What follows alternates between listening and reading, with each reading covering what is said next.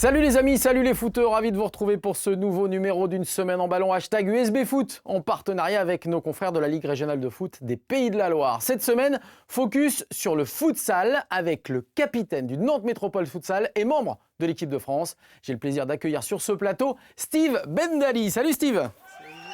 Ravi de t'avoir ici sur USB. On va parler de futsal. Alors c'est vrai qu'on a l'habitude de parler du foot à 11. On va évidemment décrire un petit peu cette discipline. Alors on l'a dit, tu es capitaine de cette équipe de Nantes Métropole Futsal. Ça joue en D1. Alors on dit pas Ligue 1 en futsal. Ouais, on dit plutôt D1. Ouais. On dit plutôt D1, c'est bien ça ? C'est ça. Bon, et on va évidemment détailler un petit peu plus ce qu'est le futsal avec toi et tu vas pouvoir nous en apprendre évidemment pas mal. On va commencer comme chaque invité et chaque semaine par le CV. Okay. Voir un petit peu, parce que tu n'es pas nantais à la base. Hein. On va voir que tu étais en région parisienne. 27 ans. Passé donc par Massy 91. Massy 91, c'est foot à 11, futsal, c'est quoi ? Foot à 11, ouais, j'ai commencé comme tout joueur sur le terrain en herbe, jusqu'à l'âge de mes 19 ans. Puis Massy, c'est le club de ma ville, club de cœur. Et puis j'ai évolué là-bas, sur les terrains en herbe, que ce soit en numéro 9, plutôt 9,5. Un peu plus libre. Ouais. J'avais besoin de liberté et puis ailier droit. Bon. Et là, on a vu après, passage du côté de Bagneux. Alors, Bagneux futsal, là, vraiment, c'est la bascule vers la salle ? Ouais, c'était une opportunité.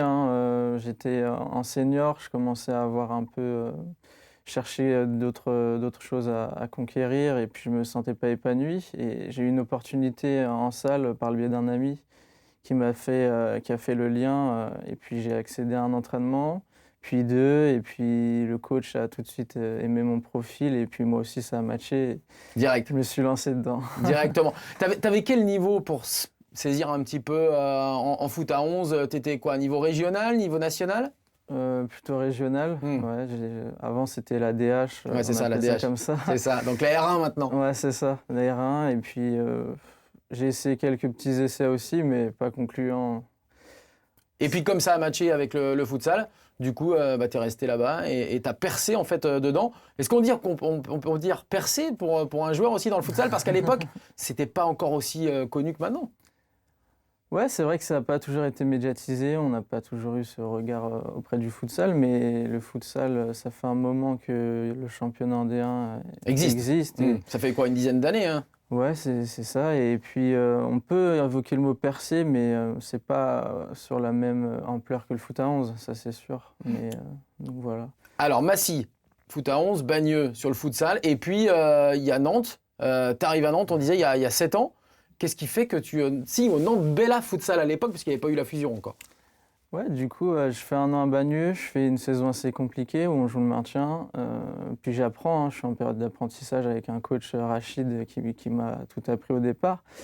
Et pareil, fin d'année, je ne sais plus trop quoi faire. Est-ce que je retourne à 11 ? Bon, j'avais une période compliquée. Et puis j'ai eu une amie qui a aussi fait le lien. C'est surtout un peu avec le réseau que ça marche. Connexion, quoi. La connexion. Et puis Nantes, Bella qui monte en Ligue 1, enfin en D1 plutôt. Et du coup, me recrute. Pour moi, c'est une opportunité d'aller là-bas. J'étais en BTS à cette époque et est-ce qu'il fallait que je continue ma deuxième année ? C'était la grosse question. Et mon père m'a dit, vas-y, fonce, même si c'était important. J'y suis allé et je ne regrette pas au jour d'aujourd'hui. Oui, parce que c'est vrai que là, on parle des études aussi. Parce qu'au futsal, même si certains foot à 11 arrêtent en centre de formation des études, on va dire peut-être jusqu'au bac, toi, il fallait que tu continues les études parce que derrière, il faut un métier. Exactement.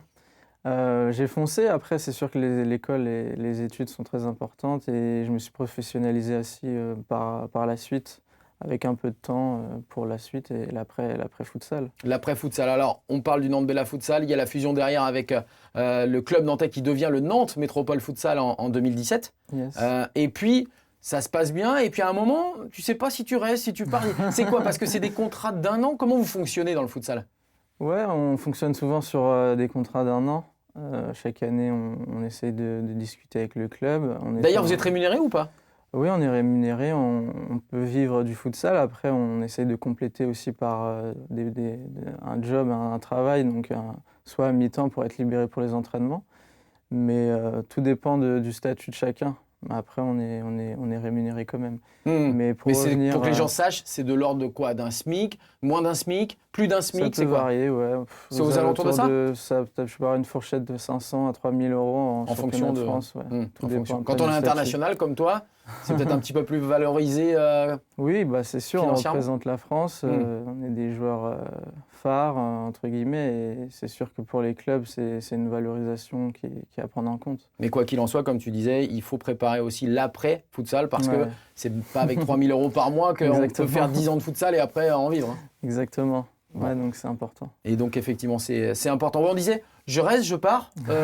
Finalement, t'es resté ou t'es revenu plutôt? C'est ça, je suis revenu. Moi, je suis pas trop parti, j'étais toujours sur la région nantaise, mais bon, ouais. T'avais coupé un petit peu? Je savais pas trop ce que j'allais faire. Petit désaccord au départ, mais au final, on a réussi à se mettre en accord et puis moi, continuer avec le projet de Nantes. Et aujourd'hui, je suis pleinement épanoui d'être dans ce club et continuer avec eux. Alors on le voit derrière moi justement et juste devant vous avec ces images, le maillot du Nantes Métropole Futsal. Et il y en a un autre qui est juste derrière toi justement Steve, c'est ton maillot de l'équipe de France que tu portes depuis combien de temps? Ça fait combien de sélections?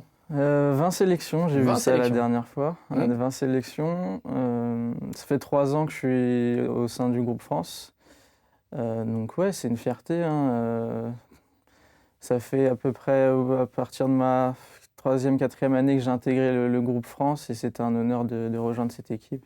Alors ça se passe bien, les objectifs de l'équipe de France, même si on le sait, vous n'êtes pas qualifié pour le dernier Euro. Là, il y a eu un tournoi. Tu reviens d'un tournoi là récemment? Ouais, je reviens d'un tournoi, 2 victoires. Bon, on a joué contre l'Ouzbékistan, une très bonne équipe. Donc, que ce soit sur le plan national, par rapport au foot à 11, c'est pas forcément une équipe qui fait rêver, mais au futsal, c'est quand même une belle nation. Donc, ouais, on voit tes buts d'ailleurs avec l'équipe de France en ce moment. Ouais, ça, du coup, c'était au tournoi des 4 nations. C'était dans l'ancien rassemblement et j'ai eu la chance de marquer 2 buts. Mais donc, là, le dernier rassemblement, Ouzbékistan et puis le Monténégro. Donc, 2 victoires de l'équipe. On travaille pour. Ouais. Ça marche bien. Il y a un bon état d'esprit, il y a une bonne ambiance dans cette équipe de France. On voit que tout le monde va dans le même sens? Ouais, c'est sûr. Là, on est sur une nouvelle ère avec un nouveau sélectionneur. On a un groupe très élargi, une bonne ambiance au sein du groupe. On travaille pour atteindre nos objectifs et puis le groupe France vit très bien actuellement, que ce soit sur le terrain et en dehors. Alors, on a vu sur la dernière image d'ailleurs le trophée. On t'a vu également avec des béquilles. Alors, on s'interroge évidemment et on veut surtout prendre de tes nouvelles. Au niveau santé, comment ça va? Ouais, j'ai eu un petit souci un entraînement avant les matchs, donc j'ai pas pu disputer les deux rencontres. Sûrement une petite entorse au niveau du lisfranc, ça a confirmé. J'ai des examens qui vont pas tarder là, la semaine prochaine, donc on verra ça. Mais c'est en 3-4 semaines de repos. De repos. Donc, ça veut dire pas de match ce week-end en Coupe de France, puisque vous entrez en Coupe de France et ce sera face à Saint-Étienne de Montluc, qu'on salue au passage, les voisins nantais de Régional 1 qui seront là et ça va faire un beau petit derby sympathique à disputer. Et puis il y aura, on va en reparler évidemment tout à l'heure, le fameux match contre le leader de cette D1 de futsal. On aura l'occasion évidemment d'en reparler. Pas de problème d'oreille? Non, on peut y aller. Allez, on est parti.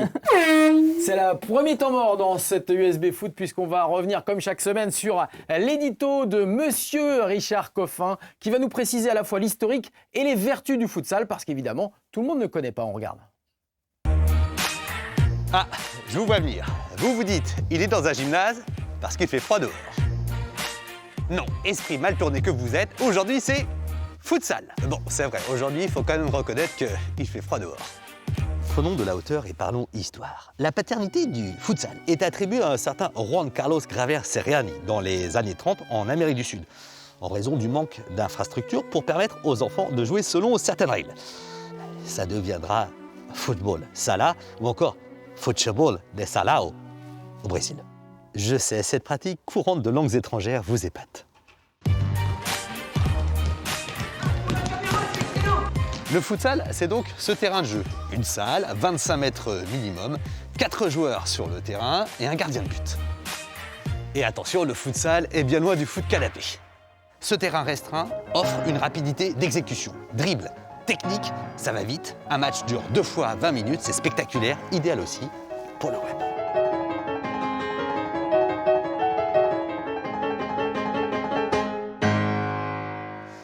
Et Et au-delà de son côté spectaculaire, le futsal coche aussi la case jeune. Et ce n'est pas un hasard si avec 30 000 licenciés en France, il est aussi le premier sport pratiqué en UNSS. En France, le futsal a débarqué dans les années 80. Et suite à la mise en place d'un programme par la FFF et Aimé Jacquet en personne, le futsal, petit frère du foot traditionnel, est aujourd'hui en plein essor. Dit autrement, le futsal a donc un avenir propre. Et ce n'est pas qu'un jeu de mots. Et il l'a fait quand même, le futsal, qu'un avenir propre. Est-ce qu'il a dit des bêtises, Richard, dans son édito là, sur le futsal? Non, ça va, tout est bon. Tout est bon à peu Tout est près bon, ouais, c'est bon. Alors, c'est vrai qu'il a parlé évidemment de technicité. Ça, on va en voir des images tout au long de cette émission. Mais il faut être très technique. Mais il n'y a pas que ça. On sait très bien que sur un terrain aussi petit, et on voit les handballeurs notamment, il faut du cardio. Ouais, du cardio et pas que. Aussi beaucoup d'intelligence. Il y a beaucoup de phases de jeu sur des mises en place tactiques à connaître. C'est comme un chef d'orchestre le coach il doit établir et mettre ses pions et puis les joueurs doivent rentrer dans la danse et le fait après de connaître ces schémas tactiques, ça permet d'être beaucoup plus libre, d'avoir des solutions de passe cohérentes et aussi de déséquilibrer l'adversaire. Alors, on sait qu'en foot à 11, par exemple, on a les traditionnels 4-4-2, 4-3-3. Maintenant, c'est beaucoup avec des 3 défenseurs et des pistons. Mais quand on est 4 joueurs sur le terrain, on joue dans quel système? Et avec, justement, tu parlais d'organisation, comment on joue? On a deux aspects tactiques. D'abord, on peut parler de 3-1. Donc 3 joueurs placés sur l'arrière du terrain et puis en pivot, on appelle ça. Avec des schémas, des situations de jeu pour essayer de trouver notre pivot et puis avec des relais derrière pour terminer. Sinon, tu fais partie de ces relais, toi, sur le côté? Ouais, c'est un peu mon rôle et le rôle des ailiers. Dès qu'on trouve le pivot, souvent on doit accompagner, que ce soit par ma course ou celui de la course opposée. Et c'est ce qui permet après de déséquilibrer l'adversaire. Après, si on peut parler aussi d'un deuxième système de jeu qu'on appelle le 4-0, donc c'est 4 joueurs alignés.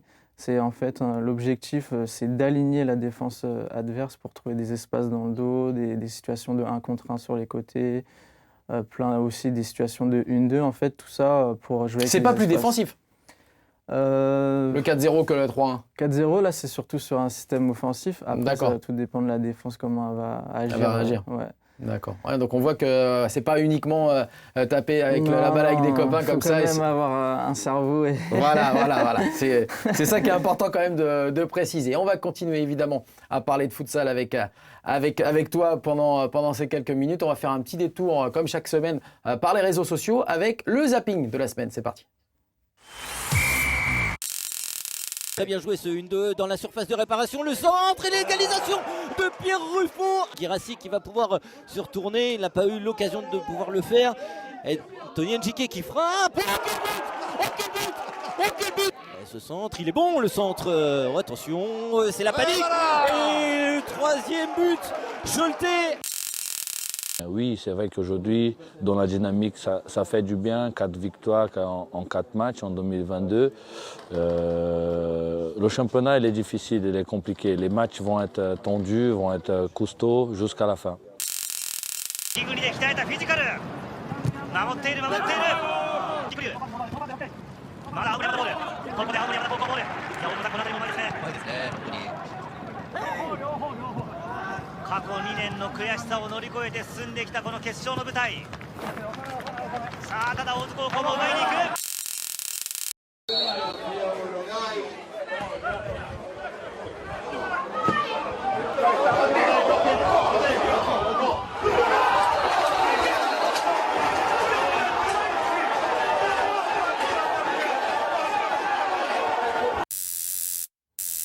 Bon, Steve, t'en as déjà marqué des débuts comme ça, là, avec le tacle qui traverse le terrain?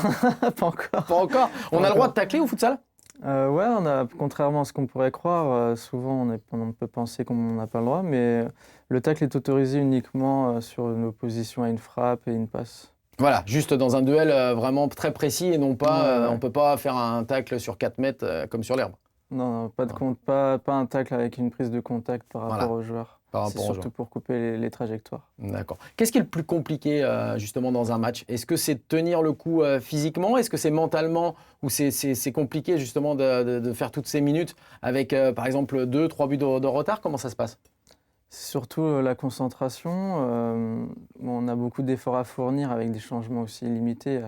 Là, c'est le coach qui gère ça, mais on a une constance à avoir sur les 3-4 minutes sur le terrain, que ce soit sur la concentration, notre manière de jouer, sur l'aspect tactique et puis après notre qualité de jeu. Mais ouais, c'est la concentration. Qui est le plus dur à tenir. Ouais. Qui est la plus dure à tenir. Allez, très bien, on va commencer évidemment à parler du club Nantes Métropole Futsal et on va commencer par le début de saison. Avec le classement de cette D1 Futsal, puisque on le sait, il y a 2 clubs de la région qui évoluent au plus haut niveau dans le championnat national de futsal. On va voir que votre club, Nantes Métropole, est donc 3e avec 21 points, un petit point du leader. Alors, nous, on ne le voit pas très bien parce qu'on est c'est caché. C'est quel club qui est en tête pour l'instant? C'est Paris Sporting. Ouais, c'est Paris. D'ailleurs, il va y avoir un prochain duel face à Paris. On le disait, évidemment, le Sporting Club de Paris. Ce sera face à eux la prochaine journée de championnat. Match ô combien important. On regardait justement le classement. On va pouvoir regarder en même temps ce qui s'est passé sur la première confrontation entre Nantes et Laval. C'était au mois de septembre dernier. C'était la première journée de championnat. Ça s'était pas bien passé. Non, c'est pas bien passé. C'est un match où le score ne fait pas forcément la rencontre. On a été surpris par la défense de Laval qui ont bien joué le coup. Et puis, on va voir ton but d'ailleurs. Ouais, là c'est mon premier but du championnat. Mais bon, on termine avec une défaite au sein du groupe. C'est aussi une défaite qui a fait du bien parce qu'actuellement on a pu, dans le vestiaire et au sein du staff, évoquer les problèmes et les corriger, les gommer pour être vraiment prêts pour le championnat, pour la suite. Il y a une vraie rivalité entre Nantes et Laval ou c'est vrai que le club est très neuf, l'Étoile Lavalloise en fait dans le futsal de haut niveau. Il y a une rivalité ou pas? Il y a toujours une petite rivalité. Après, Laval évoluait en D2. Nantes, avant Nantes Bella joue aussi en D2. J'ai eu la chance de monter avec ce club et on s'est rencontrés plusieurs fois. C'était assez chaud, mais c'est une rivalité qui est comment dire, juste sur le terrain et pendant les matchs. Qui est juste, c'est surtout dans l'impact et l'intensité des matchs qu'on voit ça. Ouais, ils se sont renforcés. D'ailleurs, on a vu aussi leur mercato hivernal. Visiblement, ça a été assez costaud. On regardait d'ailleurs, puisqu'on parle du Nantes Métropole Futsal, on va regarder une petite vidéo de vos collègues de Laval, puisqu'ils évoluent également dans cette D1 de Futsal. On peut regarder ensemble et on va en parler parce que c'est vrai qu'il faut parler de communication. Regardez votre site internet également, c'est super bien fait, c'est très moderne. Il faut vraiment pouvoir se vendre parce que le futsal, même si la 3F, la Fédération Française de Football, le met en avant, médiatiquement parlant, il faut aussi être présent. Oui, il faut être présent. Le club travaille pour ça et ils sont très, très sérieux là-dessus. Et puis tous les autres clubs aussi travaillent sur ce sujet. On est un peu les ambassadeurs du futsal, on essaie de faire connaître notre discipline. Et chaque année, ça évolue, c'est par le biais des clubs et de la fédération. Effectivement. L'objectif, est-ce qu'il est réel de décrocher le premier titre de l'histoire en D1 ? Oui, il est clair, c'est sûr qu'il est c'est un peu le Graal à atteindre pour nous. Premier trophée si on en a les moyens, mais c'est sûr que c'est un objectif que Nantes souhaite atteindre. On est sur la moitié de saison, il reste quasiment la moitié des matchs à disputer. Mis à part ta petite blessure, est-ce que autrement, dans l'effectif, dans l'équipe, tout le monde est au top physiquement? Est-ce qu'on sent que l'équipe est prête à faire cette seconde partie de championnat? Ouais, là on a quelques pépins physiques, hormis moi. On a Jérôme Pasquier aussi qui s'est blessé en rassemblement. On a notre Chilien Bernardo Araya qui est aussi blessé, mais on a un effectif large, le staff sait ce qu'il fait, on a aussi des moyens pour la récupération. Médicaux aussi. Médicaux au sein du CREP, c'est pour pouvoir bien récupérer et revenir rapidement. Donc j'ai pas d'inquiétude sur ce point. On a un bon groupe et je suis confiant pour la suite. Ouais. Bon, c'est tout ce qu'on vous souhaite en tout cas. Allez, on va passer à parler d'un autre championnat que le futsal, c'est la National 1 de football avec nos clubs de la région. Et oui, les clubs en force, puisqu'on va le voir sur ce classement. Alors, je sais que tu ne suis pas trop le foot en règle générale, c'est ce que tu nous as dit, on peut le dire. Les résumés, c'est ce que tu aimes. J'aime bien les résumés. Ça tombe bien, on est très court, justement. Tu l'as vu sur le zapping, tu l'as vu tout ça, on est très court sur les images. On va regarder le classement ensemble. Laval, premier ex-aequo depuis l'arrivée de Geoffrey Durban sur ce plateau au début janvier. Les Lavallois, ils sont incroyable, ils cartonnent et ils sont en tête. On voit aussi que Le Mans, avec ses matchs en retard, est revenu à 6 points de Laval et ça c'est une très bonne nouvelle. Et attention, Cholet n'est pas loin, 8e avec un match en retard également. Eh bien les Choletais peuvent revenir quasiment à hauteur du Mans. On va regarder d'ailleurs ce qui s'est passé ce week-end. Il y avait un petit match amical entre Laval et Angers. Eh bien les Lavallois l'ont emporté 1-0 grâce à un but d'un ancien Choletais qui avait réussi un doublé il n'y a pas très longtemps en championnat. C'est Kader Chobi, voilà, qui a marqué avec un petit lob sur le portier d'Angers. Victoire donc en amical de Laval face à Angers. Puis l'autre nouvelle du côté du Stade Lavallois, c'est que le mercato a bien marché aussi, puisque un joueur, un attaquant de Chambly est venu renforcer les Lavallois en la personne d'Ambroise Beau. On va pouvoir le voir. Les gens qui connaissent un petit peu le coin le connaissent également, puisqu'il a joué du côté des Herbiers. Il faisait partie de l'équipe qui était en finale de Coupe de France en 2018 face au Paris Saint-Germain. Ambroise Beau qui va faire partie donc du Stade Lavallois. On regarde les matchs à venir du côté de la N1 avant de passer à la Ligue 1. Alors voilà, Laval qui va recevoir Bastia-Borgo. Attention, match piège parce que les Bastiais sont en grande forme. Cholet qui va se déplacer à Sedan et Le Mans qui va se déplacer du côté de Sète où a signé un certain Vittorino Hilton, 44 ans. Excusez-moi, respect à ce grand monsieur du football. Allez, on passe à la Coupe de France.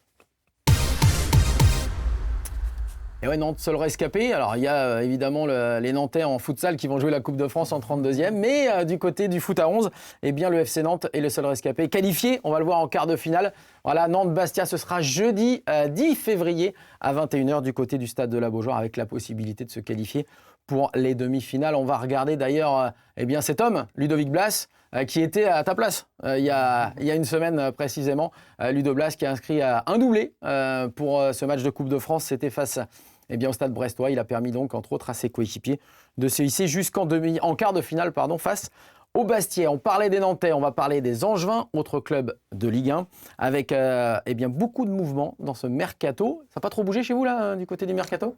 Un petit peu. Il y a des départs, des arrivées ? Non, que des arrivées. On a eu un Brésilien et puis un retour d'un Nantais, Diden Ben Saber, qui est bien connu, qui revient au sein de l'effectif. Bon, c'est bien, ça étoffe encore, comme tu disais. Bien. Effectivement. Allez, on vient de voir, on a entreaperçu cet homme, Bilal Brahimi. Il était arrivé à Angers l'été dernier, en provenance du Stade de Reims.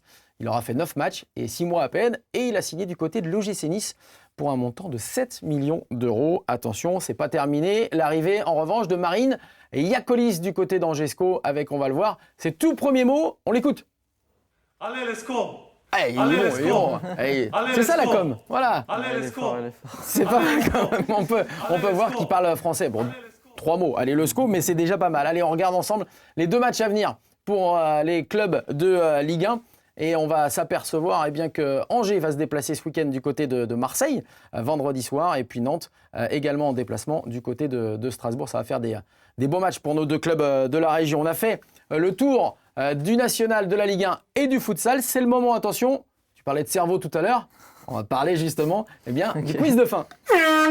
C'est parti. Allez, le quiz de fin pour terminer cette émission avec Steve Bendali, international français et capitaine du Nantes Métropole Futsal. Alors évidemment, nous, à chaque fois qu'on a un invité, on essaie de coller un peu à sa discipline. Alors parmi ces 3 joueurs de foot pro, de foot professionnel, lequel a eu la chance de disputer un tournoi de futsal avec un certain Diego Armando Maradona? Est-ce qu'il s'agit, réponse A, de Sofiane Bouffal, le joueur du SCO d'Angers? Est-ce qu'il s'agit, réponse B, de Florian Marange, l'ancien joueur de Bordeaux? Ou est-ce qu'il s'agit de Nicolas Palois, le joueur du FC Nantes? Alors là, si t'es un adepte des réseaux sociaux, t'as peut-être la réponse. Si t'es un adepte de Palois, Bouffal ou Marange, t'as peut-être la réponse. Mais voilà, je sais pas si on va te laisser 5-10 secondes pour réfléchir. Ouais, Bouffal, réponse A, Marange, réponse B, Palois, réponse C. Je vais te dire Bouffal. Bouffal? Ouais. C'est le côté technique, ça. Ouais, c'est ça, c'est ce qui me vient en tête, là. Bon, allez, on va écouter. Non, c'est pas la bonne réponse, mais moi, honnêtement, j'aurais fait la même que toi. C'est vrai? Mais ouais, Bouffal, le côté technique, petit jeu. C'est ce que je me suis dit, ouais. Mais non, c'est Florian Marange qui a tout simplement disputé un tournoi de futsal avec Maradona. C'était à Dubaï, il était chez un ami, et cet ami lui a dit, écoute, il y a un petit tournoi avec Maradona, est-ce que ça t'intéresse de venir? On lui a dit, pourquoi pas. Ouais. Et il s'est régalé, je pense, parce que même à 50 et quelques années, lorsque ça s'est passé, il a passé un très très bon moment avec Diego Armando Maradona. Voilà, c'est la fin. On va passer, comme chaque semaine, à notre coup de cœur. Et puisque ça match du côté du FC Nantes, on l'a dit, avec le quart de finale de Coupe de France masculine, et bien sachez aussi que les filles seront également au quart de finale de Coupe de France. Elles avaient perdu 2-1 du côté de Soyaux, mais elles ont été repêchées puisque Soyaux a fait jouer une joueuse qui avait déjà évolué en Coupe de France avec un autre club, et c'est interdit. Et voilà, donc sur tapis vert, et non pas sur le rectangle vert, eh bien les Nantaises disputeront les quarts de finale de Coupe de France. Ce sera le 5 ou le 6 mars prochain. Et ce sera du côté de Reims, quart de finale hommes, quart de finale femmes. Et puisqu'on parle du FC Nantes, on va terminer tout simplement avec la qualification de la Gambardella, des jeunes des U18 de Pierre Aristouille, en 8e de finale de Coupe de France. Tout va bien au FC Nantes. On espère, eh bien, Steve, que tout ira bien du côté du Nantes Métropole Futsal. Merci. Merci à toi d'être venu en tout cas. On C'était va avec plaisir, rester merci. 15 jours un petit peu tranquille. On va se retrouver fin février ensemble pour un nouveau numéro d'une semaine en ballon. Et ce sera avec monsieur Julien Beck du côté du Mans FC avant le derby du Maine entre Le Mans et Laval. Bye bye. Salut.